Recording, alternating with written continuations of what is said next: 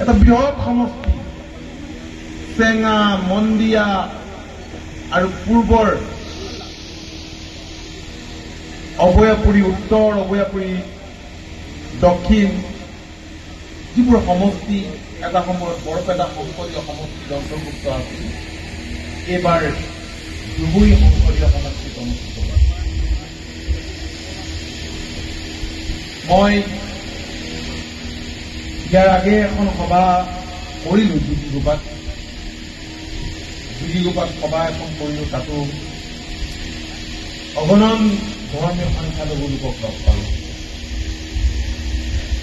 ধৰ্মীয় সংখ্যালঘুসকলে যোৱা সময়ছোৱাত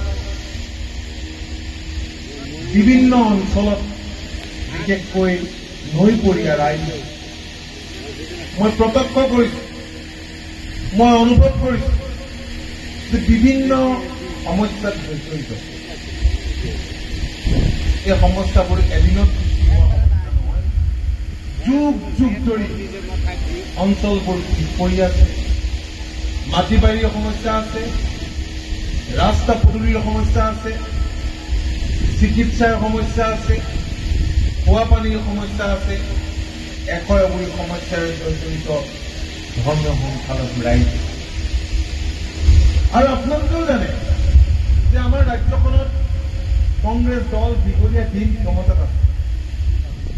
আমাৰ দেশখনত স্বাধীনতাৰ পিছত কংগ্ৰেছ দলে দীঘলীয়া দিন শাসন কৰাৰ সুবিধা পাইছে দেশবাসীয়ে। আৰু আমাৰ ৰাজ্যখনত আপোনালোকে জানেই যে ধৰ্মীয় সংখ্যালঘুসকলে কংগ্ৰেছক বহুত মৰম কৰিছে, কংগ্ৰেছক দিল দিছিল যিদৰে চাহ জনগোষ্ঠীৰ লোকসকলে দিছিল। আৰু সেইবাবেই কংগ্ৰেছ দল দীঘলীয়া দিন আমাৰ ৰাজ্যখনত শাসনত। কিন্তু অতি দুখ আৰু পৰিতাপৰ বিষয়, মই আজিও ভাবিব পৰা নাই যে ৰাইজৰ ভোটেৰে MLA হ'ল, মন্ত্ৰী হ'ল, সেই কংগ্ৰেছী নেতাসকলে কিয় ধৰ্মীয় সংখ্যালঘুসকলক এনেকৈ পিছ পেলাই ৰাখে? অঞ্চলবিলাকৰ উন্নয়নৰ কাৰণে কিয় কোনো নকৰিলে? এইটো এটা মোৰ বাবে বহুত আশা। আৰু সেইবাবেই মন বুজিবলৈ যে মই বৰপেটা আৰু ধুবুৰী সংসদীয় সমষ্টিৰ বিভিন্ন ধৰ্মীয় সংখ্যালঘু অঞ্চললৈ গৈছো আৰু ধৰ্মীয় সংখ্যালঘুসকলক লগ পাইছো। মই দেখিছো যে সভা সমিতিবিলাকত মানুহ আহিছে, কিন্তু সভা সমিতিবিলাকত মানুহ আহিলেও মই আশ্বস্ত হ'ব পৰা নাই। এই কাৰণেই যে যোৱাবাৰ বিধানসভা নিৰ্বাচনতো এনেদৰে সভা সমিতিৰ মানুহ, মই সঁচা কথাখিনি আপোনালোকক কৈছো। আমি খুব উৎসাহিত হৈছিলো যেতিয়া মানুহৰ উপস্থিতি আমি দেখিছিলো। আমি বহুত আশা কৰিছিলো যে আমি যিবিলাকক প্ৰাৰ্থিত্ব দিছো সেইসকলক জিকাই পঠাব আৰু চৰকাৰৰ অংশীদাৰ হ'ব।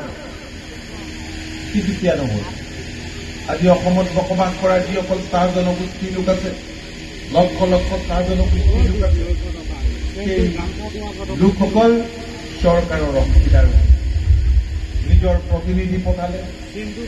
এতিয়া খুব ক্ষিপ্ৰতাৰে চাহ জনগোষ্ঠী বসবাস কৰা এলেকাত উন্নয়নমূলক কাম কাজবোৰ হৈছে।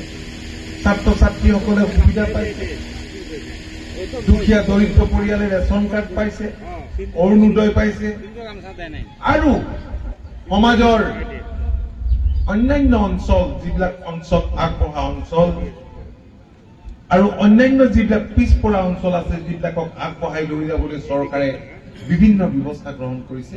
এই মই সেইকাৰণে আপোনালোকক কৈছো যে আপোনালোকে বাস্তৱৰ লগত আগবাঢ়ক। বাস্তৱ পৰিস্থিতিটো কি, ৰিয়েলিটিটো কি, গ্ৰাউণ্ড ৰিয়েলিটি। আজি দেশখন কোনফালে গৈ আছে?